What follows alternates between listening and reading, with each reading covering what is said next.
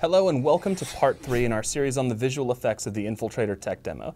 Today we're going to take a look at the fireball effect that was seen about halfway through that demonstration, and joining me is senior visual effects artist Francois Antoine. Hey Francois. Hey Zach, how are you? Doing well. So why don't you start by telling us a little bit about yourself? Sure, so before coming to Epic, I worked in film visual effects for 10 years. And I'm excited about this demo today because we're going to be showing an explosion which uses some of the same techniques that we use in film visual effects. So can you maybe give us a kind of an overview of what's so special about this effect? Well, we had to create this explosion with a new technique called volume texture. And it's basically a texture that's three-dimensional. And that in combination with GPU particles allowed us to create what we call our volume explosion. Traditionally, sprite-based explosions don't have that cohesive feel. But the volume explosion kind of overcomes those limitations and gives the impression that it's really rolling through the geometry and expanding. So the first step was to create the data for the volume explosion.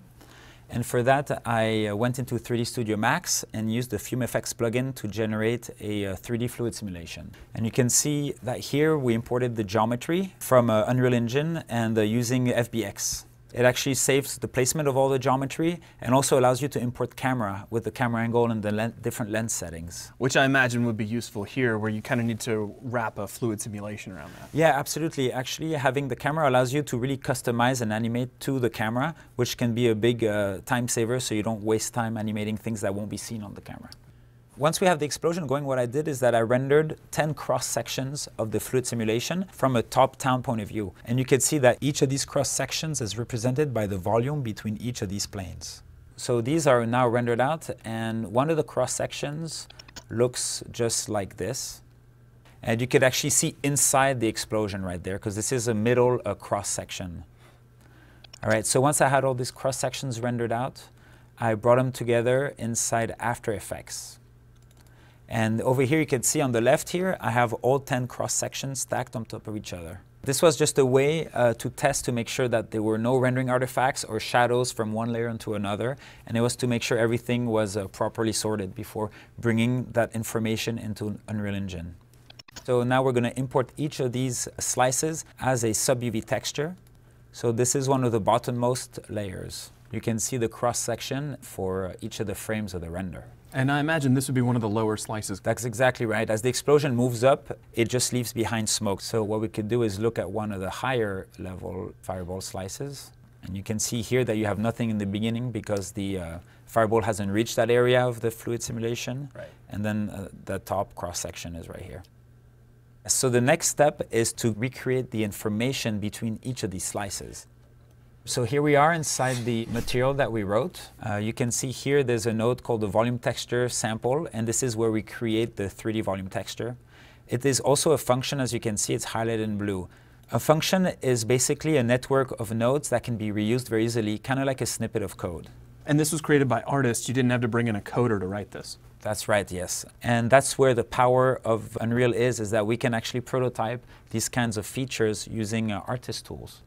So you could see right here we have more functions, and each of these functions reference one of the slices that we rendered out earlier and brought into Unreal Engine. You also see there's also extra parameters here that artists can set, which is like the XY size of the volume and the slicing between the space between each slices. So a little bit of further customization if you need it later. Yes, and because these are parameters, then they will be exposed to the material instance, which we'll plug in later for the explosion. Very nice. Okay, so you've got your material at this point. What's the next step? So the next step is to actually be able to display that volume texture.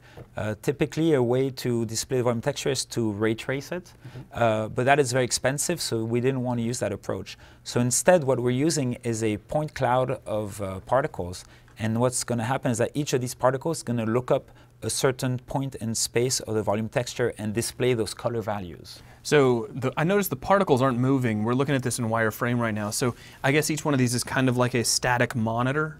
That's exactly right, yeah. The motion is not in the particles, it is in the texture that is actually animated. So we basically just need a lot of tiny little billboards that will sample that texture and display it. So they're not moving for that reason. So right here, we have about 500 GPU particles, which is our GPU particle system. That's the right amount when we're kind of far from the camera, but here, because we're looking at the explosion pretty closely, I'm going to increase that count just for the sake of visualizing the explosion up close. So 2,000 particles is still very cheap by GPU standards. So now we can see the explosion happening, and if we go to the top view, which is where our camera is for the shot. Oh, that is amazing. You can actually feel it like creeping up at the camera. Yes, and that's exactly the feeling we wanted. That's something we don't traditionally get with regular 2D sprite explosions because they don't have that coherence between each other and they don't have this kind of growing volume. Very nice. So because it's made of slices, if you switch to the side view, you'll be able to see what our material is doing. You can see each of the 10 slices in effect here, and you can see our material is creating interpolated data between each of these slices. So in effect, we're recreating the explosion accurately from the top down, but using more efficient interpolated data where we don't need the detail.